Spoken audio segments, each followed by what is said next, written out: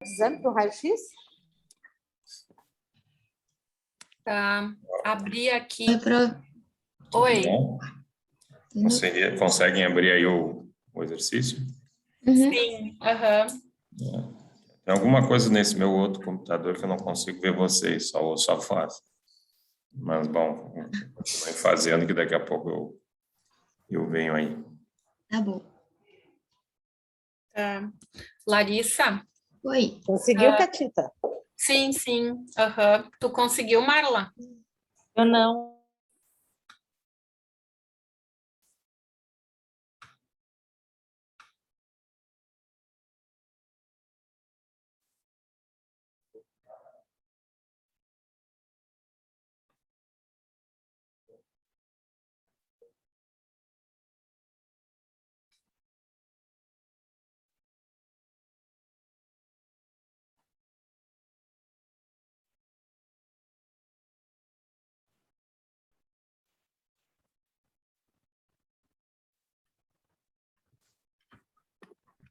Agora estou vendo.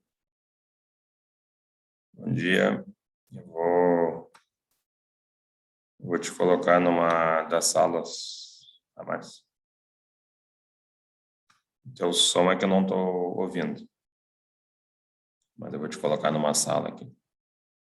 Tá ouvindo? Agora estou. É que eu estava quieta.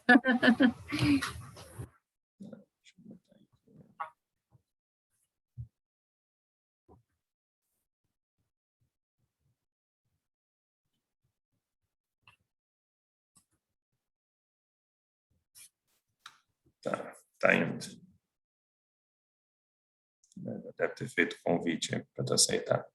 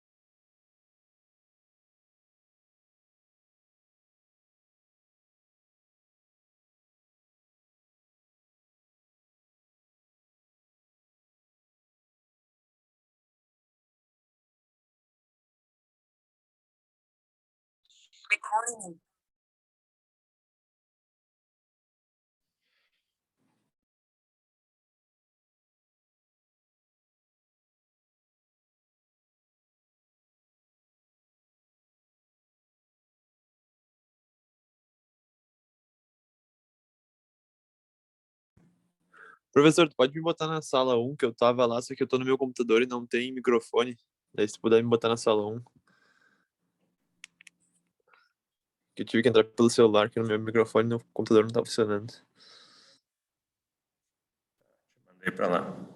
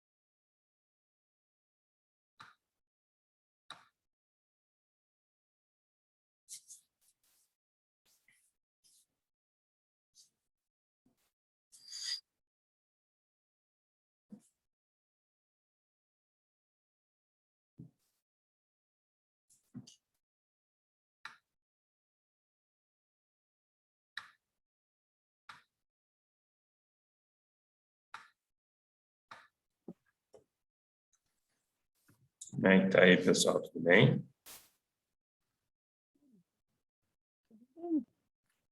Tudo certo. Tudo certo, professor. Tudo ok? Beleza, então. Qualquer coisa me chamem lá.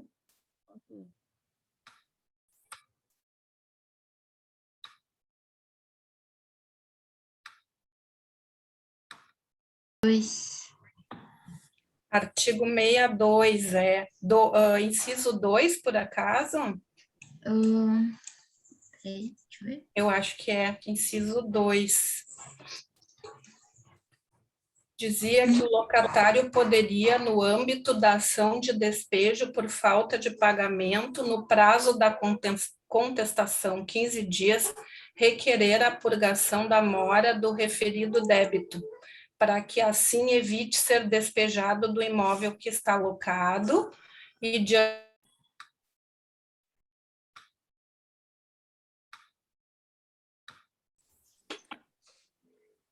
Oxe, Tudo ok aí? tudo certo, professor. Beleza. Daqui a pouco.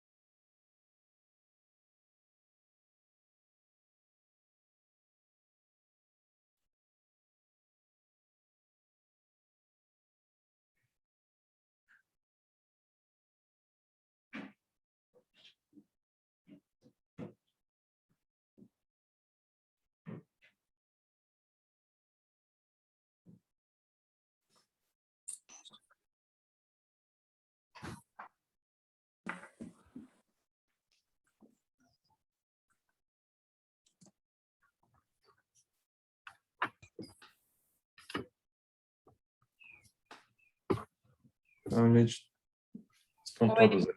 Voltando. Uhum. Então, pessoal, a correção dos exercícios ali. Primeira pergunta fala em contemplação de casamento futuro. Carlos doou para Jonas e Maria um automóvel. O casamento ocorreu em dezembro de 2020. Logo a seguir, os membros do casal proferiram injúria contra Carlos, que, se sentindo aviltado, ingressou com ação judicial requerendo a revogação da doação por motivo de ingratidão. Isso é possível? O que Não. vocês acham? Não é Baseado possível. no artigo 564. Exato, exatamente, não é possível porque o legislador optou que, em caso de contemplação de casamento futuro, não cabe revogação por motivo de ingratidão, né? Então, tem essa blindagem. Outra pergunta ali junto dessa questão é, se tivesse ocorrido o divórcio do casal, já não é mais nem injúria, casaram e aí ganharam bem, depois se divorciam, isso é motivo para o patrimônio voltar ao doador? O que vocês Não. acham? Acho que não. Também não, né? Não. Senão seria também muito cruel, né? Manter as pessoas, forçar elas a ficarem casadas só por questões patrimoniais, né? Então também o divórcio não revoga a doação. É possível locatário, questão 2, é possível locatário purgar a mora no âmbito da locação de imóvel residencial urbano e afastar a ação de despejo? Sim, Baseado no artigo 62 da lei do inquilinato. 2, lei do inquilinato. Ele pode fazer uma vez a cada 24 meses, pagar, né, botar em dia tudo que o atraso dele gerou e aí continuar a locação. 3. Paulo é segurado da SA Seguros e envolve-se como culpado em acidente de trânsito com perdas materiais e lesões. Na oportunidade, foi submetido ao bafômetro e identificado que havia ingerido bebida alcoólica. Esse fator é suficiente para a seguradora negar a indenização? O que vocês acham?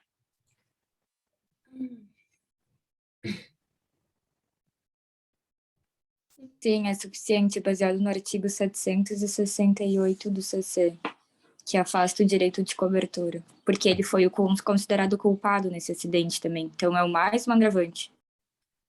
mas não tem um percentual ali da E se, ingestão? e se a bebida alcoólica não foi o motivo do acidente, não teria por que condenar ele pelo... Eu acho que teria que ser comprovado, né, que isso causal entre a injeção de bebida alcoólica e o acidente. No fim, a jurisprudência pátria, ela tem uma sensibilidade no sentido de compreender que o uso de bebida não alcoólica no Brasil é um hábito, né? E a gente consegue bebida alcoólica muito fácil. Qualquer lugar que tu vai, tem alguém vendendo bebida alcoólica, os postos de gasolina, enfim, a todo momento, a qualquer momento, né? Diferentemente dos Estados Unidos, onde o consumo é alto, mas lá você tem lojas apropriadas para isso, tem que ter uma licença diferenciada, você não pode passear na rua carregando uma lata de cerveja, uma garrafa, né? Depois eles põem dentro de um saquinho, assim, para disfarçar. Então, aqui a gente tem uma promiscuidade, né, no uso de bebida alcoólica, né? E aí, qual é a amenização que eles fazem, né? Pegando aquele artigo que diz que você perde a cobertura na medida em que você intencionalmente aumenta o risco, né? Eles exigem que seja feita a investigação no caso concreto, se aquele volume de bebida ingerido contribuiu para o acidente. Às vezes você promove ali alguma coisa por alguma falha, uma desatenção, mas não necessariamente por conta da bebida. Agora, se a bebida ficasse ali demonstrado que ela tem uma presença muito marcante naquele acidente, né, em geral um acidente aí de proporção maior ou alguma coisa ali que alguém num estado normal não o faria, né, como, por exemplo, passar num sinal vermelho, né, daqui a pouco. O sujeito está embriagado e passou no sinal vermelho, vai ser difícil mostrar que realmente não estava afetado, né, mas alguma outra coisa talvez não fosse o caso aí para negar a indenização, né? Então, o caso concreto aí vai mostrar o quanto o uso da bebida alcoólica contribui para a perda ou não da cobertura securitária. Então, qual a resposta, professor? Ah? Fica o 768? É, que ele fala sobre agravamento intencional de risco. Então, é uma leitura, né, que se faz, uma interpretação para amenizar um pouco a rigidez dele.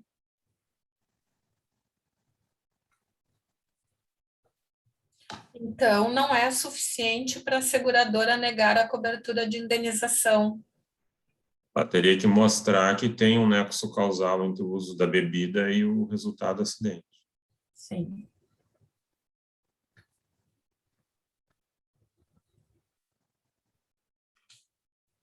Ok, aqui? Ok.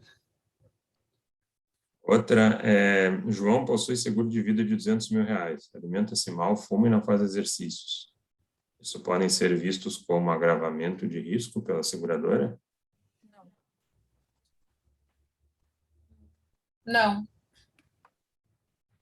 Tem que ter uma doença pré-existente, não?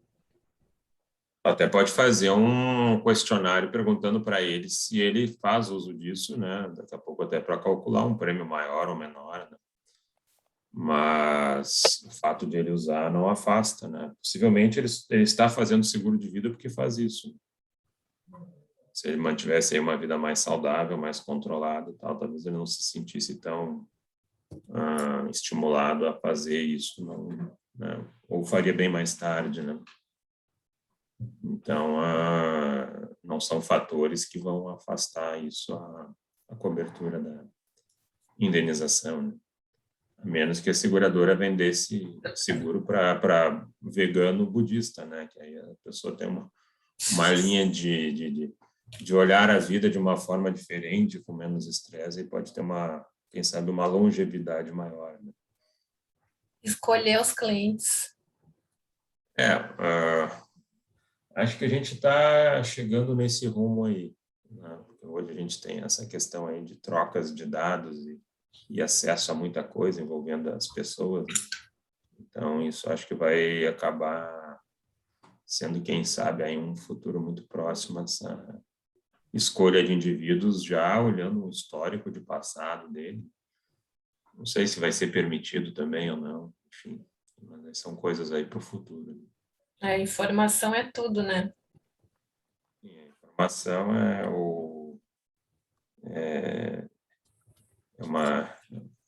quase uma jazida de ouro, né? Ela vale mais do que ouro, inclusive. Sim. O Facebook que o diga, né? É verdade. O dono do Facebook, né? O dono e os acionistas. E ali, então, nas VOF, gente, é admitida fiança no formato verbal? Sim ou não? É falso. É falso. Fiança pode ser contratada mesmo com a recusa do devedor? Verdadeiro. Verdadeiro. O locatário de imóvel residencial poder ser ressarcido por benfeitorias necessárias, isso deve constar do contrato? Sim. Falsa. Fiança conferida sem outorga da companheira do fiador é totalmente ineficaz, mesmo se ele se declarou solteiro ou ter se vinculado? Verdadeira? Falsa. União estável não é a mesma coisa que casamento para fins de fiança. Casamento sem outorga da esposa ou do esposo gera anulabilidade total do contrato de fiança. No caso da união estável, compromete a parte do fiador. Só dele.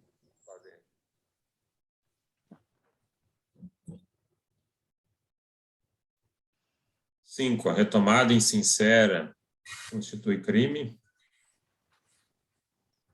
Sim. Sim, está lá no artigo 44 da Lei do Inquilinato, né, 5b. 6. A apelação utilizada contra a sentença que decreta despejo só possui efeito devolutivo. Verdadeira. Verdadeira, artigo 58 da Lei do Inquilinato. 7. A rescisão antecipada do contrato de locação pelo inquilino não gera multa, caso a mesma seja motivada por alteração do local de trabalho a pedido dele. Verdadeira. Falsa, é a pedido do Falsa. empregador dele. Ah, tá. 4º da Lei do Inquilinato.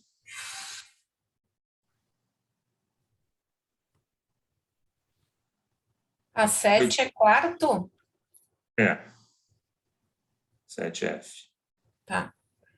8. O direito de preferência do locatário outorga ao seu titular apenas efeitos obrigacionais, cabendo apenas pedir indenização. 8. Falso. 8. Falsa ou verdadeira? Falso. Falsa. Ele tem direito de comprar o bem, inclusive, né? Adjudicar o bem, senão não tinha muita graça. Qual é o artigo desse, professor? Eu não me lembro ao certo de cabeça, acho que 35, agora não sei, agora eu vou ficar te devendo esse artigo aí. Ou 27, agora não me lembro. 9. O pedido administrativo de cobertura securitária suspende o prazo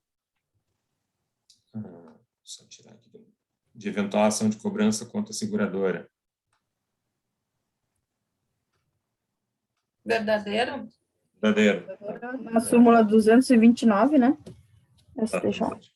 Isso aí. Até ela dar a resposta, não está correndo, né? Entre o pedido e a resposta dela, o prazo não está correndo.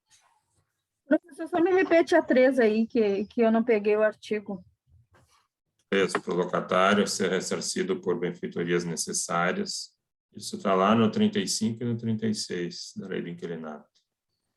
Ah, ok, era isso. As necessárias, não, elas estão no pacote, né? Aí tu teria que ter um dispositivo contratual afastando elas. Então, não precisa ter um dispositivo incluindo elas.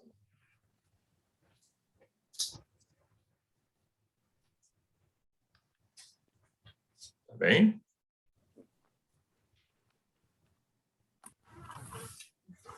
Alguém ficou com dúvidas aqui no exercício? Alguém tem mais alguma dúvida?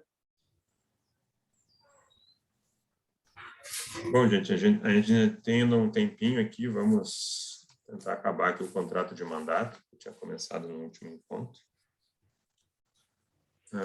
Eu estava falando sobre espécies de mandato, o último ponto que eu toquei.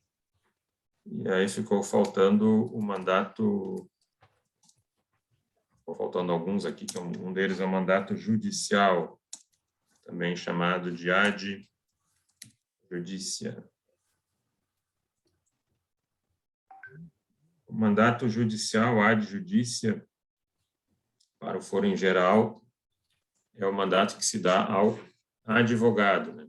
Então, ele é que tem jus postulandi para representar alguém em juízo.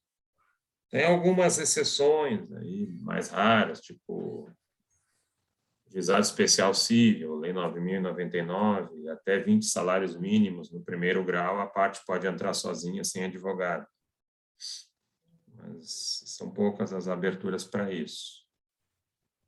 Então, para postular em juízo de regra, você precisa, então, de alguém com esse jus postulandi, né? No caso aqui, um advogado.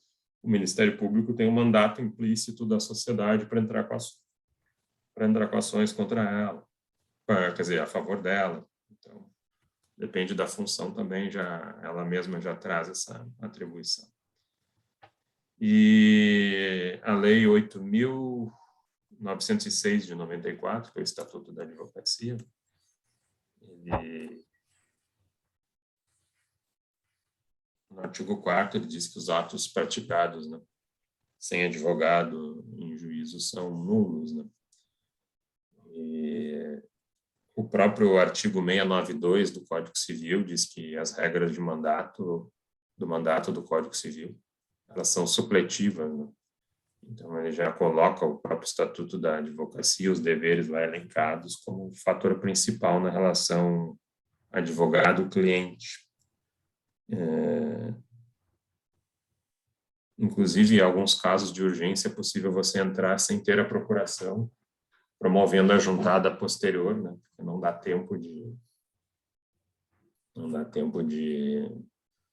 buscar essa procuração, né? Daqui a pouco o seu cliente está muito doente, tá? Você tem que resolver ali uma cirurgia, um medicamento. Entra, pede e depois junta a procuração. Então, esse é o caso do mandato judicial e que gera aí uma obrigação de meio, né? O advogado tem que implementar aí seus conhecimentos, né, o melhor possível para tentar resolver o problema do cliente, mas não pode garantir o resultado. É uma obrigação de meio. Existe um outro tipo aqui também, que é o mandato aparente. Parece, mas não é. Artigo 686 e 689 do Código Civil. O terceiro de boa-fé contrata com alguém porque ele tem aparência de ser procurador de uma determinada pessoa. Às vezes até o procurador, por exemplo, desconhece que o mandante morreu, né? E ele continua agindo em nome do mandante. Ou às vezes era alguém que você sempre contratava, né? Sempre negociava com o procurador. Esse procurador teve a procuração revogada, mas ninguém avisou esse terceiro, e aí o terceiro vai lá e contrata com esse procurador, pretenso procurador, né?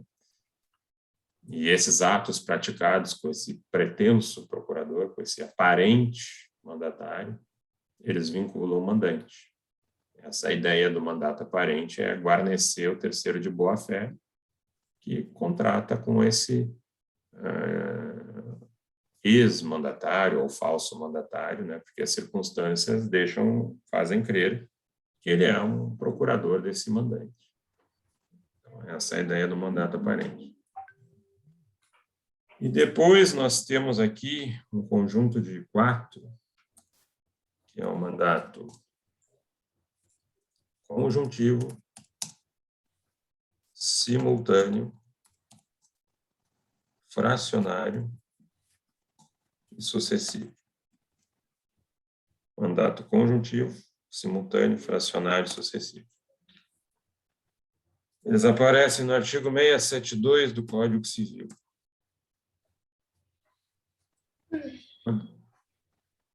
Onde é que a gente fala nesses aí? Mandato conjuntivo, simultâneo, fracionário e sucessivo. Quando nós temos mais de um mandatário. Posso ter mais de um procurador. E aí o que acontece? No conjuntivo, todos os procuradores têm que agir em conjunto. Não pode ser só um praticando o ato. O ato só tem validade se todo mundo agir junto. É uma forma de controle aí também, né? Garantindo que um fiscalize o outro.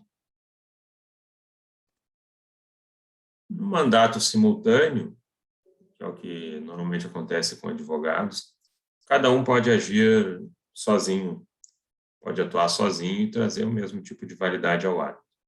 Um vai numa audiência, outro entra com uma apelação, não precisa todo mundo assinar. No mandato fracionário, cada um tem um poder específico. Então, um procurador pode vender a casa, o outro pode alugar, o outro pode dar em garantia, por exemplo. E no mandato sucessivo, existe uma hierarquia entre eles. Então, digamos assim, tu tem o procurador 1, o 2, o 3. Se um não puder, chama o 2. Se o 2 não puder, chama o 3.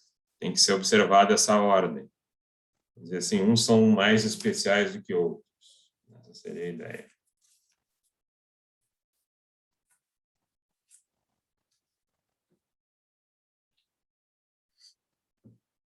Tudo ok aqui? Bom. Um outro ponto ainda é obrigações do mandatário. Principais obrigações do mandatário.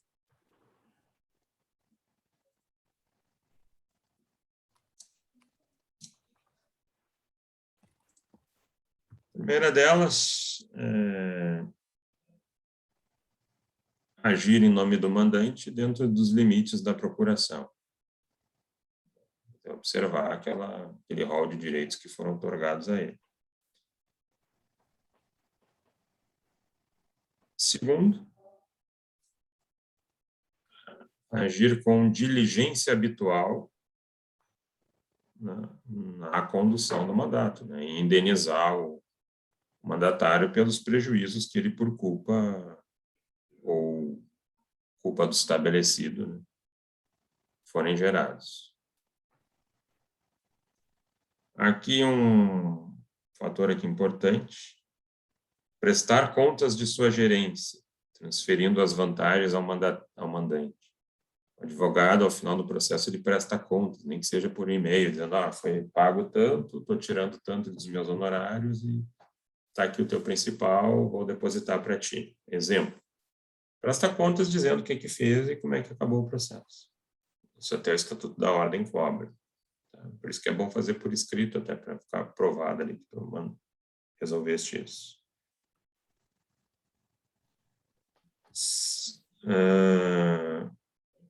Existe também aqui um direito de retenção, artigo 681 e 664 do Código Civil.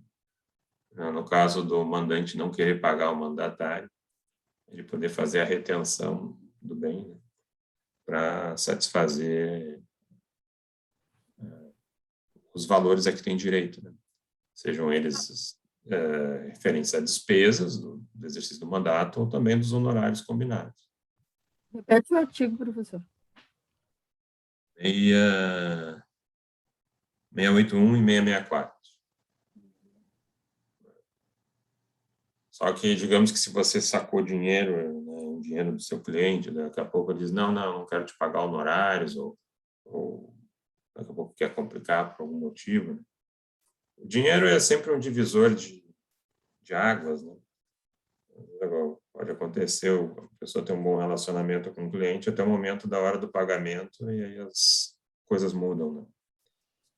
Aí você tem que fazer uma ação de consignação em pagamento e deixar depositado aquilo que você acha que é devido a ele. Senão ele vai fazer lá uma ocorrência por apropriação indébita. Você entra com uma ação de consignação, deposita lá o valor que você acha que é dele e deixa o juiz decidir. Né? Se é aquilo ali, leva, se faltou alguma coisa, complementa, deixa ele decidir como é que vai ser. Você pode pedir também nos autos de um processo, juntando cópia do contrato, uma retenção de valores, né? Daqui a pouco também pode acontecer, o sujeito leva o processo até o fim, lá no final o cliente muda, né? O cliente quer dar uma desperta lá e revoga o mandato do advogado e põe um outro, achando que esse outro vai ganhar um pouquinho e o advogado está descartado. Aí você tem que juntar a cópia do seu contrato e pedir ali uma retenção de valores que forem lá serem passados, né, por alvará. E resguardar essa parte para você, para não ter que entrar lá para o cliente, para depois você ter que cobrar. Eu, felizmente, até hoje não passei por esse cenário, mas também faz parte da vida, né? A gente achar que a vida é tudo tranquilo e etc., não tem nada a ver, né? Ela é cheia de surpresas e desafios e a gente tem que estar pronto tanto para as coisas boas quanto para as coisas ruins. Uma outra questão aqui, obrigações do mandante.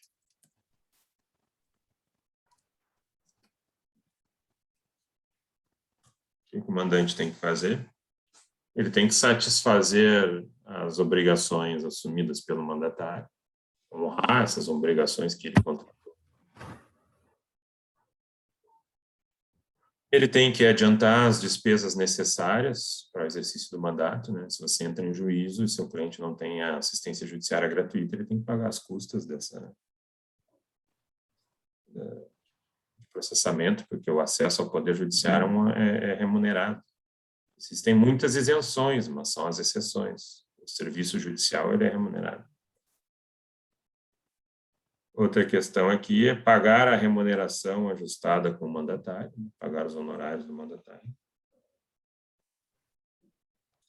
Então, esses são principais fatores aí devidos pelo nosso mandante. E um último ponto aqui, diz respeito à extinção do mandato.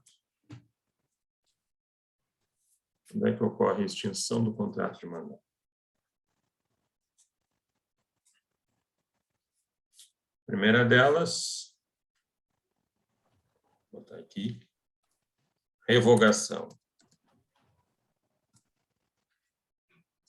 A revogação do mandato é um ato do mandante.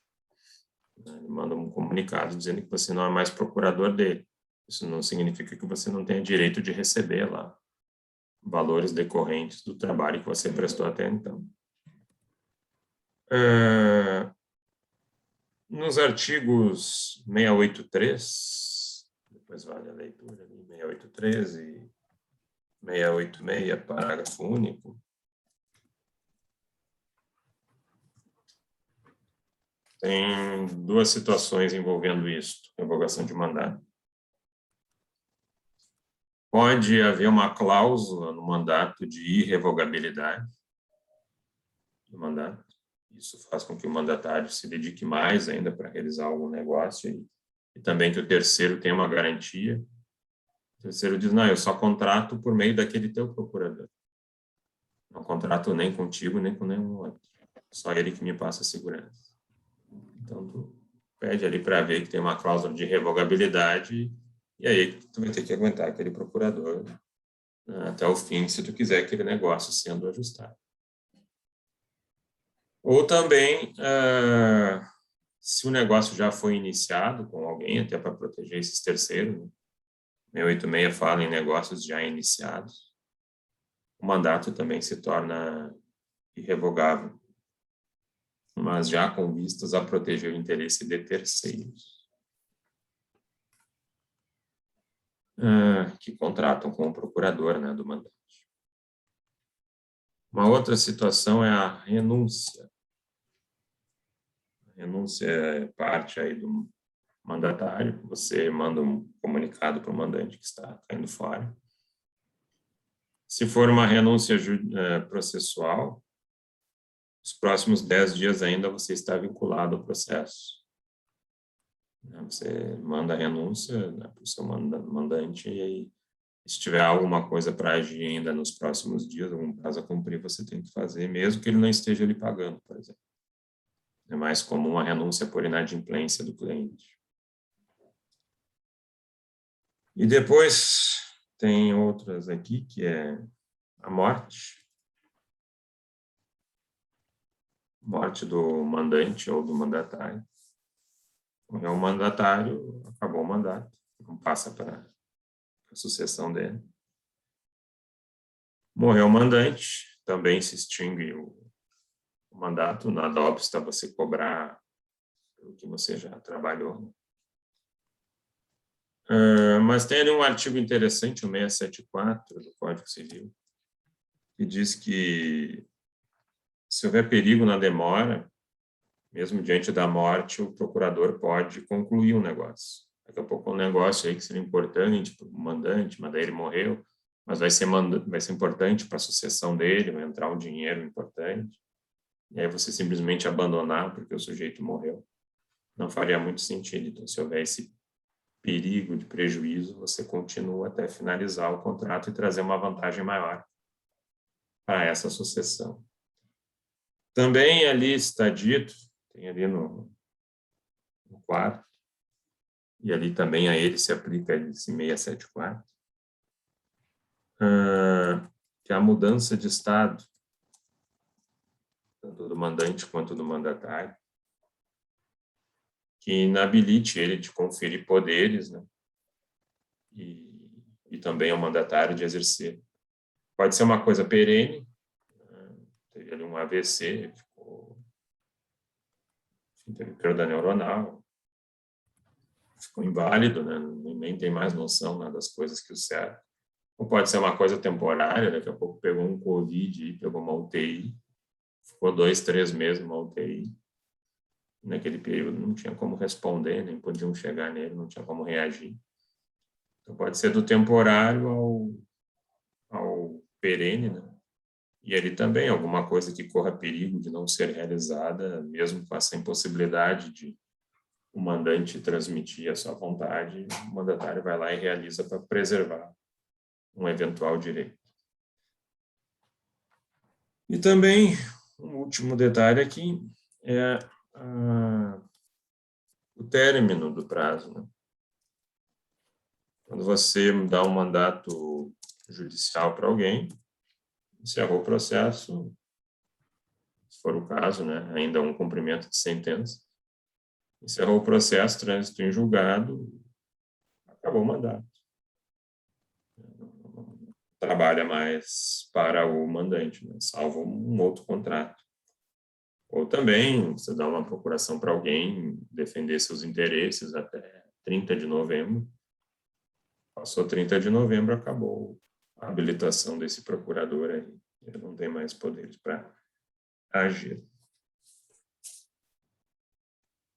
Pergunta para vocês, gente, alguma dúvida? Semana que vem vai estar disponibilizado lá no Moodle a prova, o linkzinho. Vocês façam e depois mandem as perguntas, vai ler algumas instruções. O prazo Vai lá. ser baseado que nem o exercício, assim? Perguntas e objetivas? Uhum. Vai ser bem parecido. Professor, Sim. na quarta que vem tem aula, tipo, encontro pelo Zoom, ou é esse período pode fazer para a prova e tal? Não, em dias de prova não tem aula, tá? É só fazer é só o prazo para fazer a prova mesmo, né? Que na verdade são 3 dias. Só que aí começa da quarta à sexta, né? Acaba pegando só uma aula nossa. E nesse dia ali não tem aula. Tem a prova. Que aí vocês têm 3 dias para fazer ela e postar. Sim. A prova é até essa matéria de hoje. É a matéria de hoje. Vale 4, né? Vale 4. O peso dela é 4, né?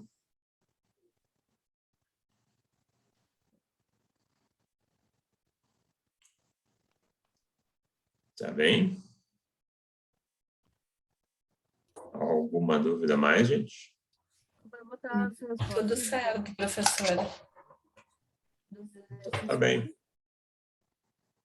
Então, aí, semana que vem a gente possivelmente não vai nos ver, mas qualquer coisa me chamem no Moodle ali e tal, que a gente vai conversando. E aí, na outra semana, daí a gente retoma as aulas daí. Tá bem? Tá certo, então. Boa semana.